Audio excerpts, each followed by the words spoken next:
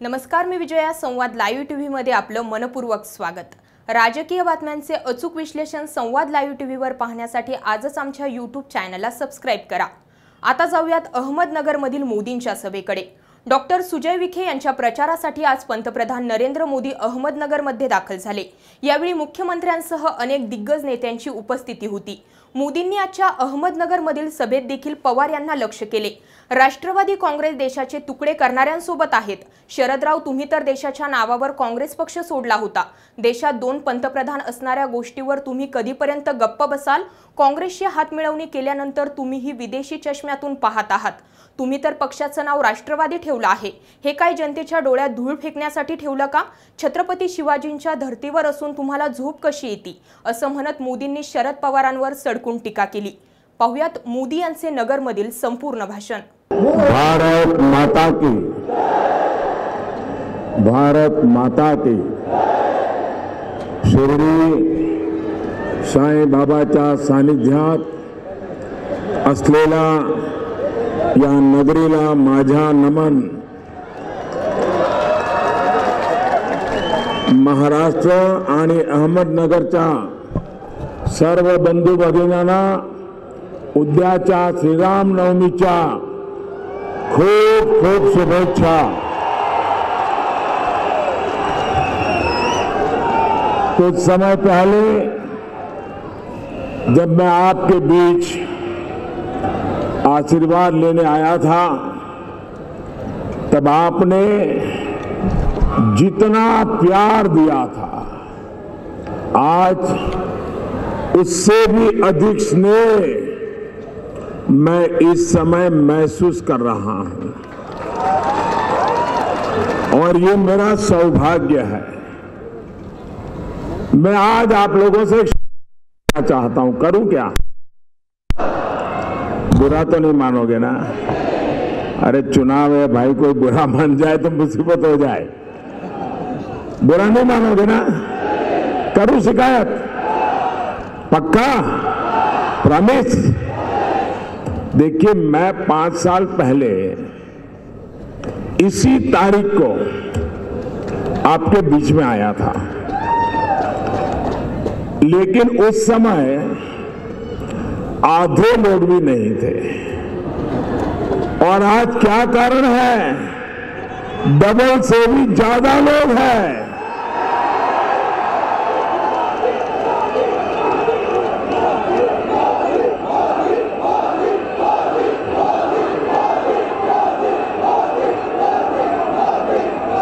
आपके इस प्यार को, विश्वास को मैं नमन करता हूं. भाई और बहनों, वाकई आपने इतनी गर्मी में यहां आकर मुझ पर कर्ज और बढ़ा दिया है. साथियों, ये भूमि तप, तपस्या की, सेवा की, श्रद्धा की, सबका साथ सबका विकास की भूमि है.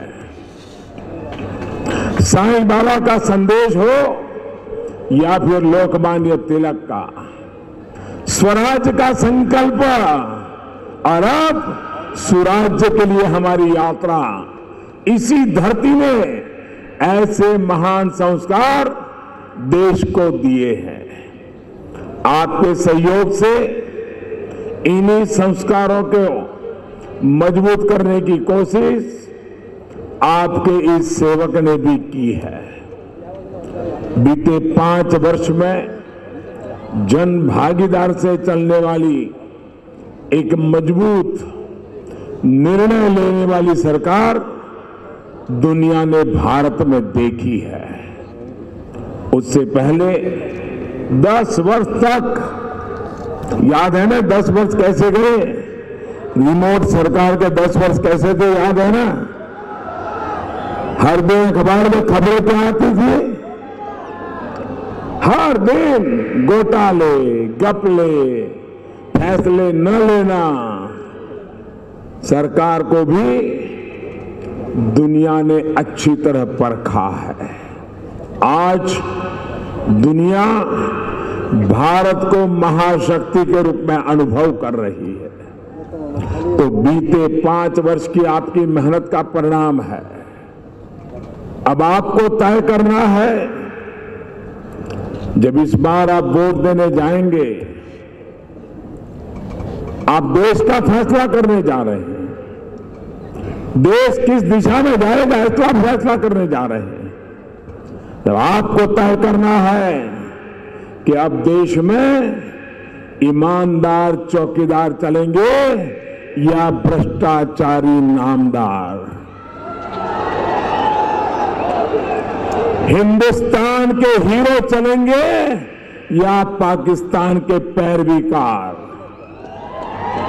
साथियों, एक तरफ कांग्रेस और एनसीपी की महामिलावट की खोखले वादे और दूसरी तरफ एनडीए की महायुति के बुलंद इरादे पर अगर आप नजर डालेंगे तो आपको तय करने में और आसानी हो जाएगी। जब कांग्रेस एनसीपी की सरकार थी तो देश सिर्फ गाँव ही झेलता था। कभी मुंबई में बम धमाके, कभी यहां पड़ोस में पुणे में धमाके होते थे। आज आए दिन हम उस समय बम धमाके देखते थे, आए दिन होते रहते थे। कभी ट्रेन में धमाके, कभी बस में धमाके, कभी स्टेशन पे धमाके। उन बम धमाकों में कौन मरता था? इन बम धमाकों में कौन मरता था? इन बम धमाकों में कौन मरता था? हमारा किसान, व्यापारी, विद्यार्थी, नौकरी पेशा, मजदूर, यानी हर किसी की जान पर संकट था। 5 वर्ष में आपने इस चौकीदार की सरकार भी देखी है। अब वो बम धमाके कहां गए? साथियों, इस चौकीदार ने आतंक के सरपरस्तों में ये डर बिठाया है कि उनकी एक भी गलती उन्हें भारी पड़ जाएगी। ये चौकीदार उन्हें पाताल से भी खोज करके निकाल लाएगा और उन्हें सजा देगा।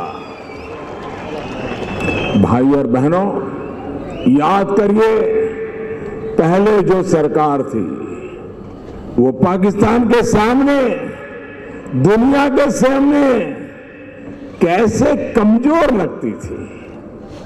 हमारे जवान बदला लेने की मांग करते थे, लेकिन सरकार को सांप सूंघ जाता था। चौकीदार की सरकार पाकिस्तान में आतंकियों के घर में घुसकर मारने के लिए अपने सपूतों को इजाजत देती है। घर में घुसकर मारना चाहिए कि नहीं मारना चाहिए? मारना चाहिए कि नहीं मारना चाहिए?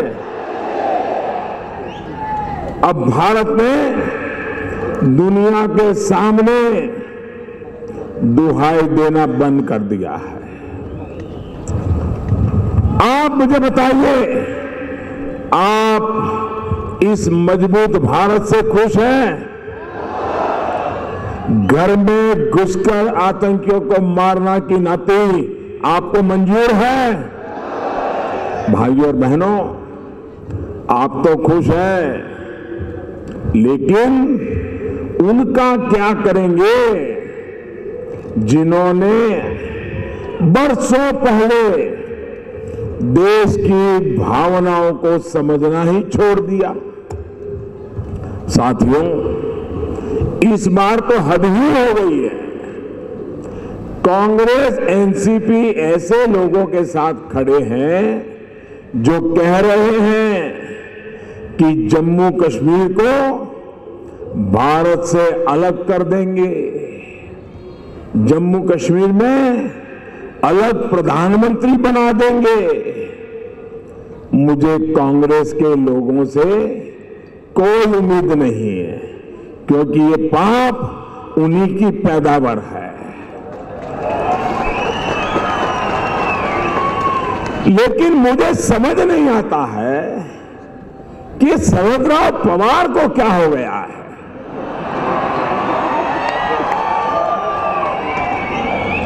अरे शरदराव, आपने तो देश के नाम पर कांग्रेस छोड़ दी थी, कांग्रेस को तोड़ दी थी।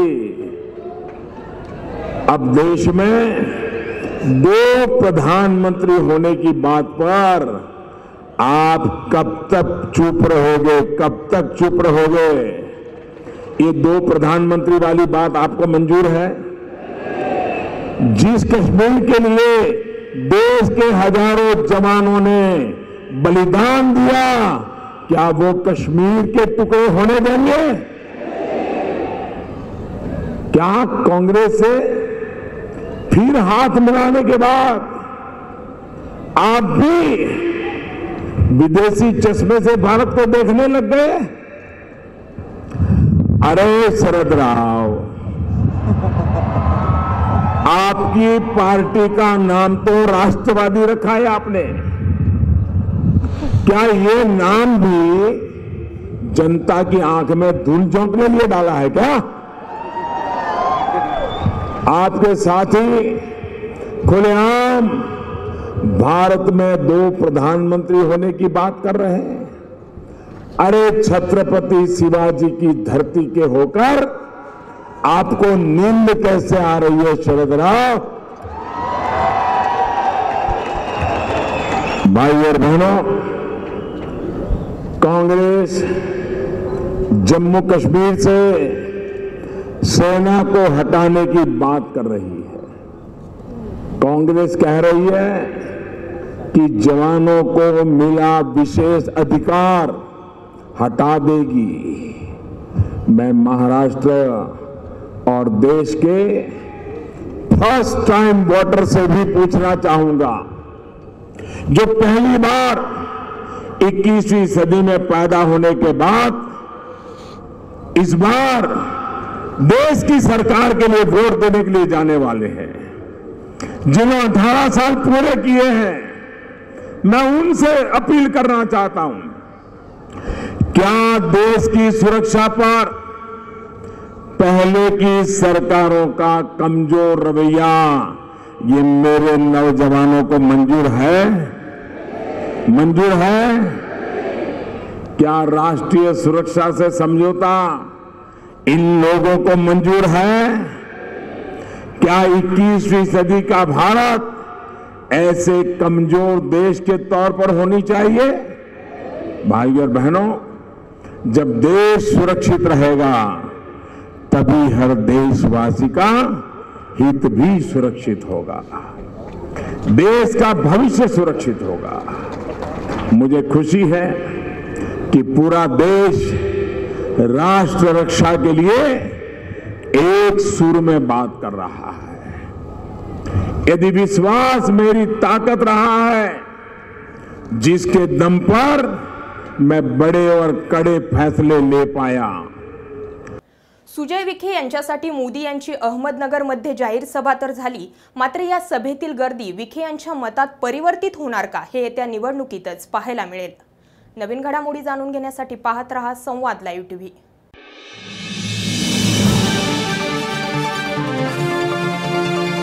संवाद लाईव्ह टीव्ही, आपला विश्वास, आपलं चॅनल।